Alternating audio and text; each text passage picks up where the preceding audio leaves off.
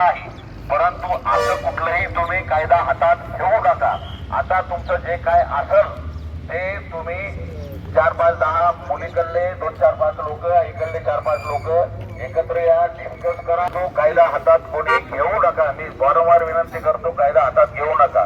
तुम्ही ऐकलात, मी तुमच्यावर सरासरी कुठलाही सध्या कुठल्या प्रकारचा गुन्हा दाखल करणार नाही।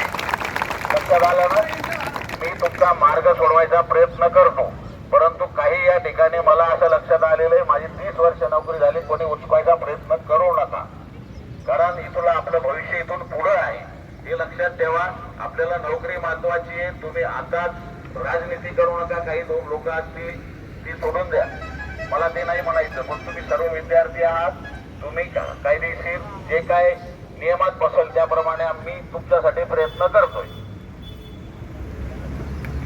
त्याला सपोर्ट करताय, एवढा खंत होत आहे। सगळे गरीब गरजू मुलांनी इथं जमा केलेलं आहे। सर्वांना एक ट्रॅपमध्ये फसवलं। एज्युकेशनच्या नावाखाली पूर्ण फक्त त्यांना त्यांची आयुष्यातले 3 वर्ष गायब करून टाकले यांनी। त्याचमुळे आज सर्व मुलं इथं जमा झालेले आहे की आमचा जे अधिकार आहे, जे प्रशिक्षणार्थी आहो, आम्हाला ते प्रशिक्षणार्थी ट्रीट करा। आमचे जे काही 3 वर्ष वाया गेलेत त्याची योग्य भरपाई देण्यात यावी। आम्हाला डिग्रीचा वादा केला होता, डिग्री देण्यात यावी। त्यानंतर आमचं जे काही असेल भविष्यात जे काही होईल, बजाजने याची जबाबदारी घ्यायची। आमचं बस एवढंच मागणं आहे।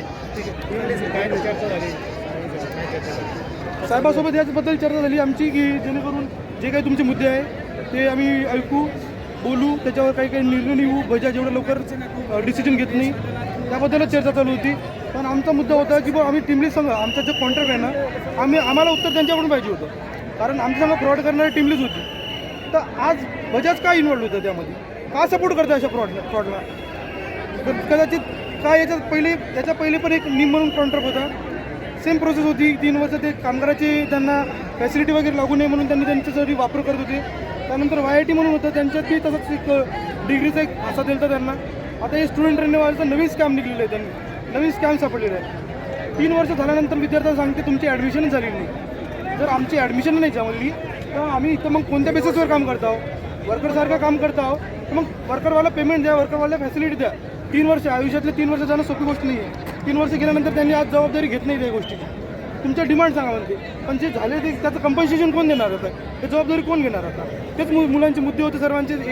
एका ठिकाणी इथं आले, काही मुद्दे असे होते ज्यांना ग्राउंड रिलेटिव्ह अशी होती की त्यांना बरोबर वर्करसारखं पण ट्रीट नव्हतं। वर्कर तर नव्हतेच मुलं, पण जे वर्करसारखं काका लोकांना रिस्पेक्ट देत होते, जे युनियन लोकांना रिस्पेक्ट देत होते ते पण नव्हती मिळत। जे नाही म्हणा, पण हा जे काही म्हणजे एकदम खालच्या लेवलला पाहत होते एकदम, कारण त्यांच्याकडे पॉवर होती, युनियनकडे पॉवर होती। आमच्याकडे तेवढ्या काही फॅसिलिटी वगैरे, आमच्याकडे ॲडव्हान्टेज नव्हते तेवढे। त्यांचा एवढा गलत फायदा 3 वर्ष वापरून घेतला त्यांनी। आम्ही आमच्या जे काही पेपर वगैरे होत होते त्याच्याबद्दल आमच्या सुपरवायझरला विचारलं, त्यांनी आम्हाला 2 ऑप्शन देत होते, एक तर काम करा म्हणे चुपचाप, आता घरी चालत जा। सर्व गरीब गरजू मुलं आहे, सर्व डिग्री पाहिजे चुपचाप काम करत गेले। आज सर्व मुलांचा आवाज एक झाला, त्यामुळे आज सर्व मुलं इथं जमलेले आहेत। प्लीज एज्युकेशन फाउंडेशननी आम्हाला ITI डिप्लोमा 12वी या बेसवर आम्हाला हायर केले। आम्हाला म्हणले गेले आहे की तुम्ही 3 वर्ष काम करा, आम्ही तुम्हाला मेकॅट्रॉनिक्स नावाची एक डिग्री देऊ। आणि आता ते आम्हाला म्हणत आहे आम्ही तुम्हाला डिग्री कोणतीही देणार नाही। 3 वर्ष झाल्यावर ते आम्हाला म्हणू लागले की तुमचं ॲडमिशनच झालेलं नाही। आता ज्यांचे 3 वर्ष वाया गेले त्यांचं काय? त्यांनी काय करायचं आता पुढे? त्यांना ते सरळ काढून देत आहे, सरळ बाहेर काढून दिल्या जात आहे। आता आम्ही पुढे काय करायचं? ज्यांचे 3 वर्ष झाले त्यांना पुढे आम्हाला इकडं कामगार म्हणून घेण्यात यावं, आम्हाला PF भेटण्यात यावं, ही आमची मागणी आहे। आणि ही आमची मागणी प्लीज पूर्ण करावी, ही नम्र विनंती। 3 वर्ष ट्रेनिंग झाल्यानंतरही आम्हाला जर अजून ट्रेनिंग म्हणूनच घेत असाल तर हे कोणतं ट्रेनिंग आहे? आम्हाला कंपनीमध्ये जेही काम देण्यात येत आहे, लाईनवरचं सगळं काम आम्हाला येते, मग आम्हाला ट्रेनिंग म्हणूनच का राबवण्यात येत आहे? आम्हाला कामगार म्हणून घेण्यात यावं, कंपनीकडून घेण्यात यावं, आम्हाला हीच विनंती आहे। शासनाने जी महागाई वाढवलेली आहे त्या महागाईनुसार आमचं पेमेंट देखील वाढवा। आम्हाला बेरोजगारी वाढवायची नाही आहे, कायमस्वरूपी जरी नोकरी द्यायची नसेल तर टर्मवर आधारित तरी जॉब द्या आम्हाला। तुम्हाला असं म्हणायचं आहे का की 3 वर्षाची आमची ट्रेनिंग आहे, ट्रेनिंग झाल्यानंतर आम्हाला सर्टिफिकेट दिलं जातं आणि ते हा डिग्रीचं सर्टिफिकेट दिलं जातं आणि ते कंपनीनं किंवा संबंधित युनिव्हर्सिटीनं दिलं नाही. आमच्यासोबत फ्रॉड झालेला आहे. फ्रॉड झालेला आहे. आमची जैन युनिव्हर्सिटी होती, आता तिला ऑर्किडमध्ये ट्रान्सफर करून आधी BSc आणि आमचे 3 वर्ष झाल्यानंतर हे सांगत आहेत की ती युनिव्हर्सिटीमध्ये तो कोर्सच नाही आहे जैन युनिव्हर्सिटीमध्ये. मग आमचे त्याच्यात पेपर कसे घेण्यात आले, आमचे क्लास कसे घेण्यात आले, असं कोण सांगतंय? HRD मधूनच सांगण्यात येत आहे. झाली. आम्ही इथे मीटिंगला गेलो होतो, हे झालं तेव्हा तिथे त्यांनी सांगितलं आधी जैन युनिव्हर्सिटी होती ती होती बँगलोर, आता जी युनिव्हर्सिटी आली आहे ती आहे सिक्कीमची आणि जॉब करतोय आम्ही छत्रपती संभाजीनगरमध्ये. म्हणजे त्यांनी हा फ्रॉड आधी का नाही सांगितला मग आम्हाला, आत्ताच का सांगू लागले ते? 3 वर्ष कंप्लीट झाल्यावर 3 वर्ष कंप्लीट झाल्यानंतर. नाही, या सर्व प्रकरणाला जबाबदार कोण आहे? तुमचं काय म्हणणं आहे? फाउंडेशन आधी हे तर सर्व कॉन्ट्रॅक्ट फॅसिलिटी बंद करायला पाहिजे, विद्यार्थ्यांना ऑन रोल घ्यायला पाहिजे. आणि ऑलमोस्ट सगळ्यांचं एज आता 25च्या पुढे चाललंय. कोणती कंपनी त्यांना हायर करणार दुसऱ्या कंपनीसाठी?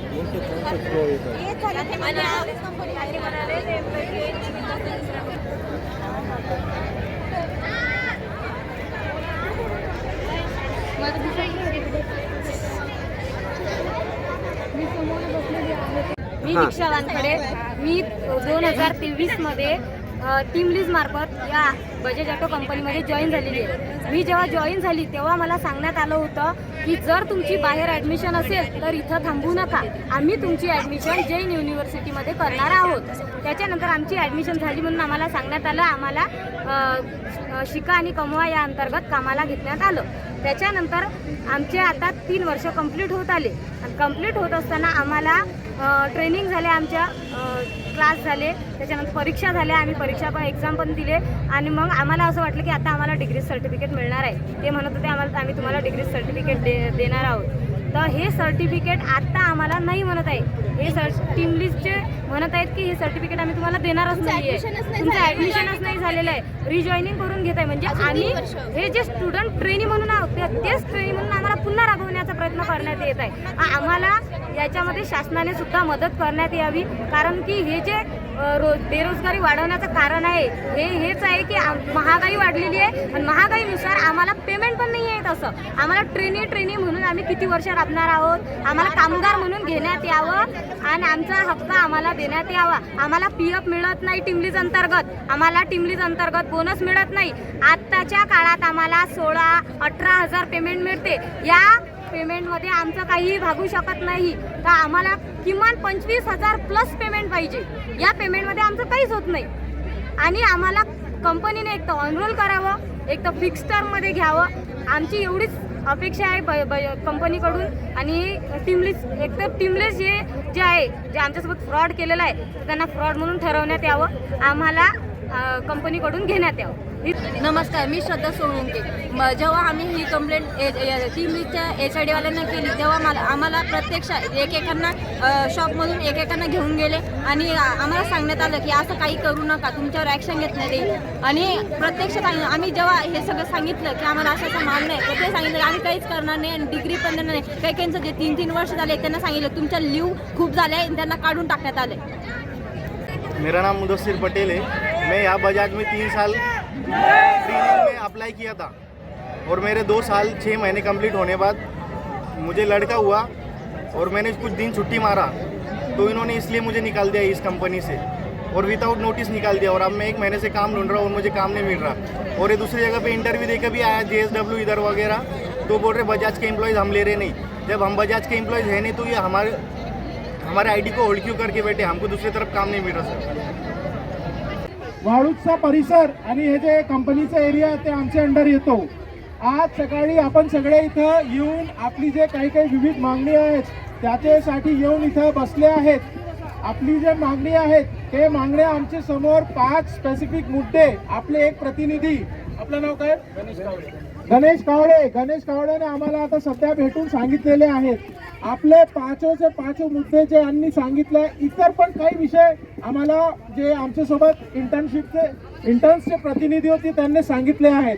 आता यांचे जे मुद्दे आहेत ते मुद्दे एकदम ठराविक आहेत आणि आपली जे मागणी आहेत ते मागणीप्रमाणे जे बजाजच्या कंपनीचे लोक आहेत आणि टीम लीजचे जे लोक आहेत त्यांच्यासोबत आम्ही चर्चा करतो आहेत. आम्ही चर्चा करून आपला जे तोडगा आहे, तुम्हाला जे तुमची डिमांड्स आहेत ते तोडगाप्रमाणे काहीतरी उत्तर मिळावा याच्यासाठी आम्ही सगळ्यांना विनंती करतो. आपण सगळ्यांना आम्ही एकच विनंती करू, आपण शिस्तपणे आपला विषय हे जे आहेत निदर्शने करत आहेत. आपल्या शिस्तीमध्ये कोणी गालबोट लावणार नाही याची पण जबाबदारी आपण सगळ्यांना घ्यायची आहे. आमची सगळे जे इंटर्न स्टुडंट आहेत, तुम्ही युनिफॉर्म मध्ये बसले आहेत, आम्ही पण युनिफॉर्म मध्ये आहात, आपली ओळख होऊन जातात आणि आपण जे एक युनिफॉर्म वाले आहे तर आपल्याला एक्सपेक्टेशन असतो की आपण एक डिसिप्लिन लोक आहेत. सगळ्यांना विनंती राहील, आपली जे जे मागणी आहे आणि आम्ही बजाज कंपनी असेल, टीम लीज कंपनी असेल, शासन असेल किंवा पोलीस डिपार्टमेंट असेल, सगळ्यांपर्यंत पोहोचून आपल्याला व्यवस्थित तोडगा काढून देऊ. कोणीही आपण अननेसेसरी लोकांचे इन्फ्लुएन्स मध्ये येऊ नका. आपली मागणी तुमचे करिअर बाबतीत आहेत, हे मुद्दा आम्ही तुम्हाला मार्गी लावून देतो, पण अननेसेसरी जे आउट ऑफ दी कंपनी किंवा आउट ऑफ दी तुमचे जे इंटर्न्स आहे त्याचे पलीकडे जाऊन तुम्हाला तोडगा काढून देतो किंवा तुम्हाला इन्फ्लुएन्स करण्याचा प्रयत्न करत असेल, प्लीज त्यांनी ऐकू नका. आम्ही इथं बसलो आहेत, आम्ही इथं उभा आहेत, तुम्ही येऊन आम्हाला भेटा, आपली मागणी सांगा, आम्ही त्याप्रमाणे तुमची मागणी बजाज कंपनी, टीम लीज किंवा शासन प्रशासन यांच्यापर्यंत पोहोचून देऊ. पण कोणीही कायदा आपल्या हातात घेणार नाही, इलिगल लोकांचे इन्फ्लुएन्स मध्ये येणार नाही. आपली बाब आम्हाला मांडावा, आमचे पोलीस अधिकारीला मांडावा, शासनचे अधिकारीला मांडावा, अननेसेसरी लोकांचे इन्फ्लुएन्स मध्ये येणार नाही. आता जशा आपण शिस्तीने आमच्या समोर बसले आहेत, महिला हे जे आपले लेडी ट्रेनीज आहेत, जेंट्स ट्रेनीज आहेत आणि हे जे सगळे आमच्या समोर उभे लोक आहेत, हे शिस्ती तुम्ही पाळा. तुमचा मुद्दा तुम्ही मागील 2.5 तासापासून इथं मांडत आहोत. शासनाने त्याची दखल घेतली आहे. फक्त आम्हाला थोडा वेळ द्या, तुम्ही शिस्तीने इथं बसा, अननेसेसरी रस्त्यावर जाऊ नका, आम्ही तुम्हाला तोडगा काढून देतो. मान्य आहे सगळ्यांनी बाब? लेडी इंटर्न्स आपल्याला आमची बाब मान्य आहे? Very good. सो फक्त आम्हाला